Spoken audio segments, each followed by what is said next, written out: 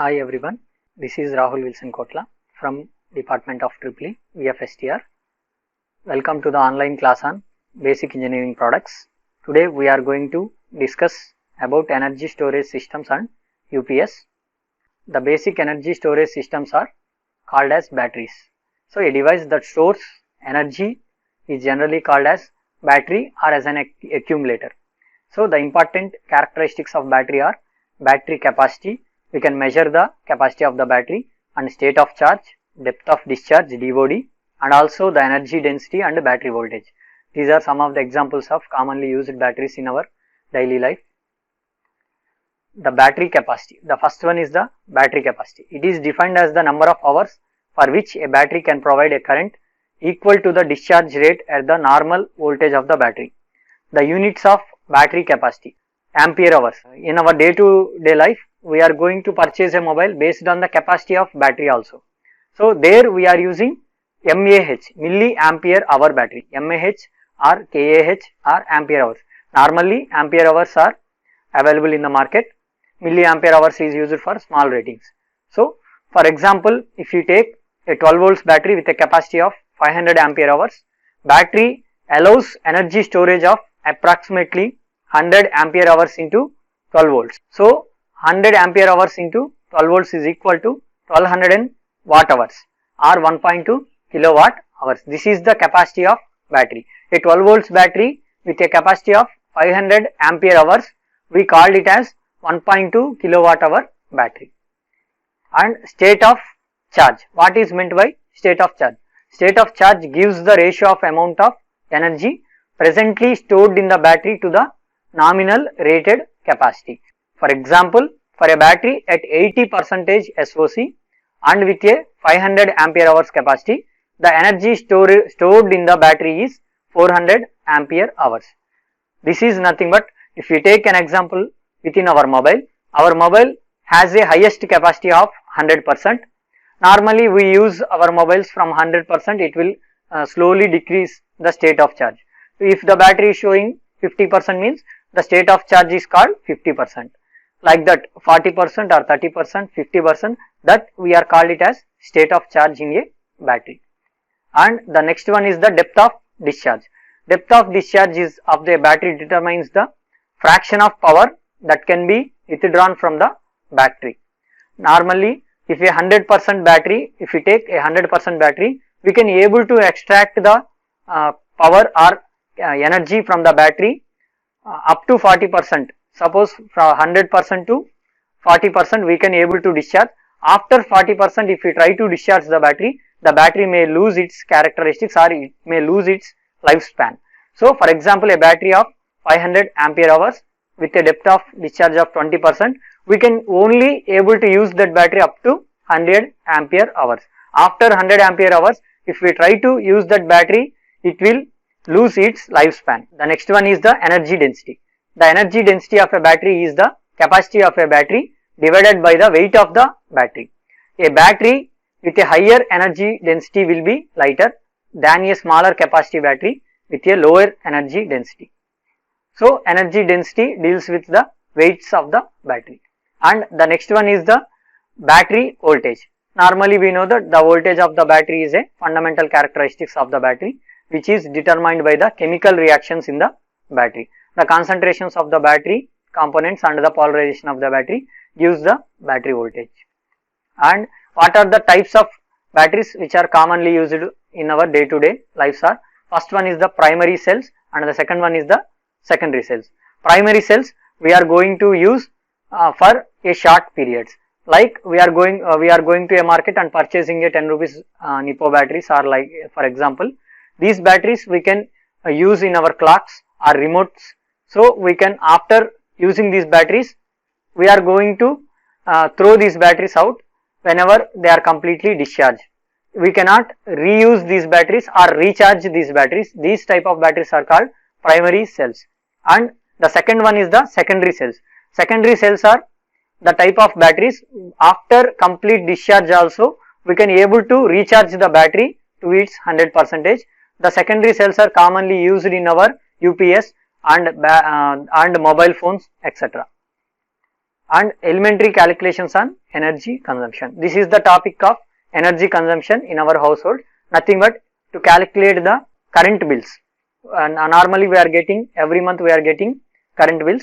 So how to calculate current bill means we are going to calculate the energy consumption of our household. For example, we have taken a 125 watt television is used for 3 hours per day. For a day, we are going to use 125 watts television for 3 hours. And also 3 fans of 90 watt, each are used for 6 hours per day. Calculate the energy consumption and calculate electricity bill for 30 days if the electricity rate is 2 per kilowatt hour. So, take television wattage. They have given the television wattage as 125 watts used for 3 hours per day. So, the television will consume 125 into 3. 3 hours we are operating, so 125 into 3. That gives 375 watt hours per day. It is only for one single day. And the fan watts they have given 90 watt. Each fan used for 6 hours. So, fan consumes 3 fans into 90 watt into how many hours means 6 hours. So, we can get 1620 watt hours per day. The total energy consumption per day is equal to 1620 plus 375.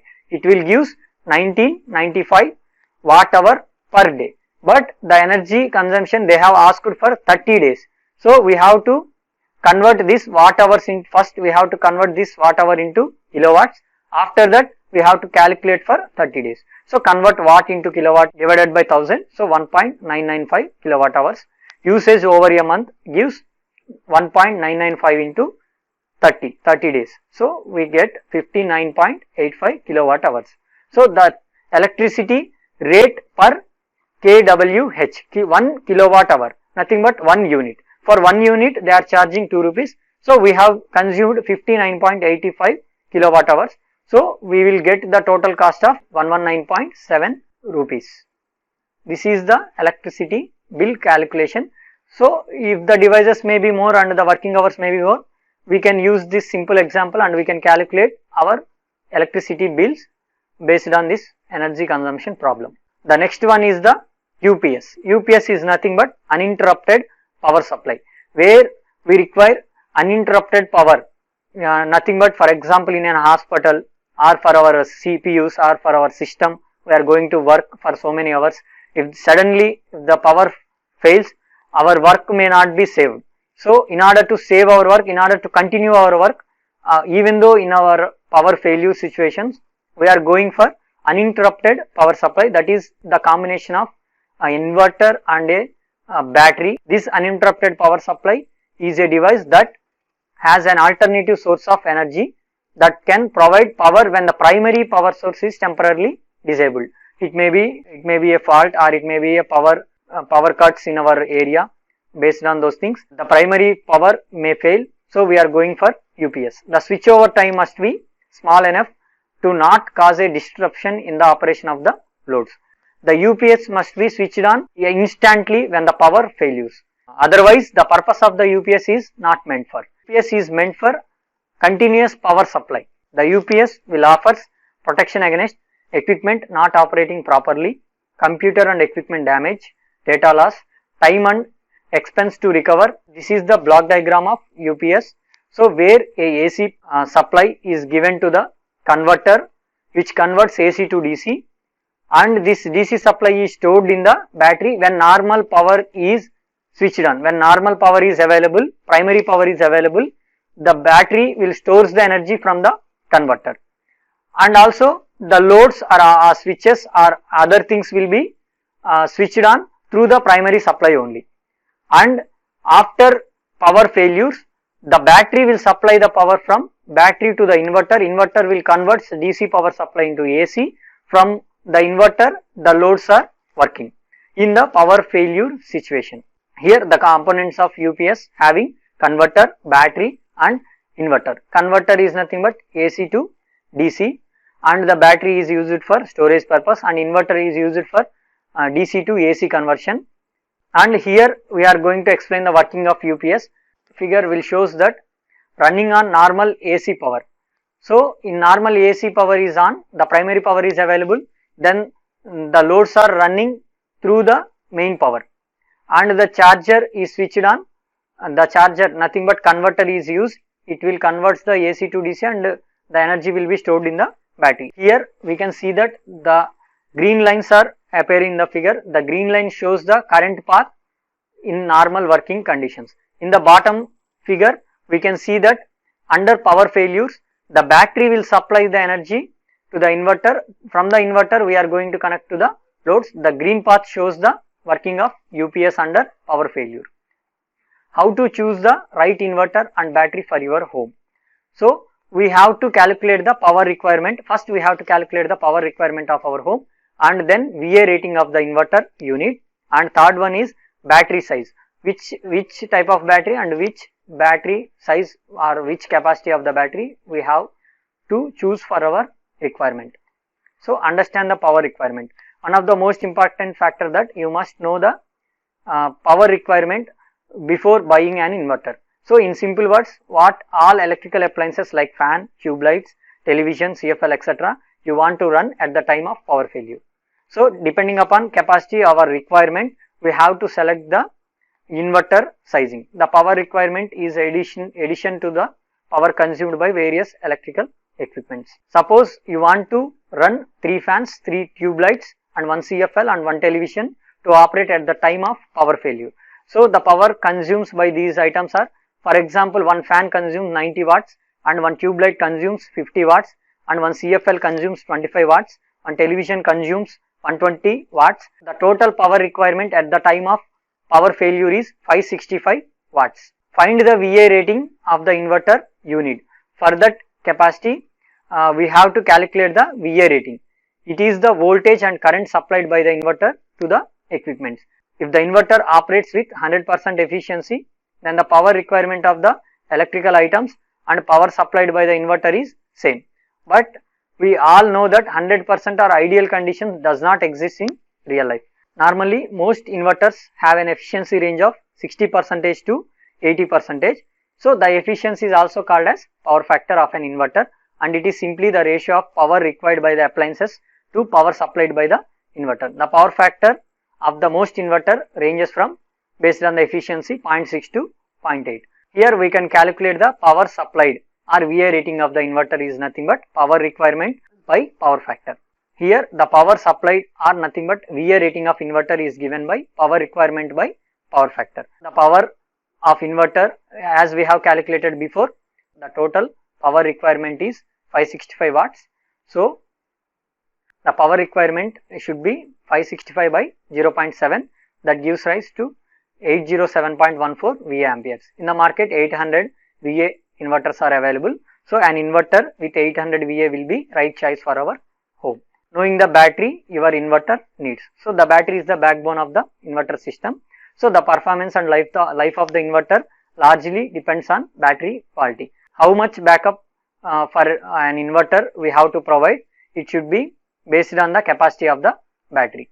For example, for a capacity of 565 watts, the battery capacity should be power requirement in watts into backup hours by battery voltage. For example, in this case, we are going to take 3 hours as a backup hours, and also the common market available capacities are 100 ampere hours, 120, 150, 180, 200. So how to choose these ampere hours is based on the battery capacity. So for our requirement, 565 into 3 by 12, 141.25 ampere hours are required. Based on the availability in the market, we have selected 150 ampere hours of the battery capacity.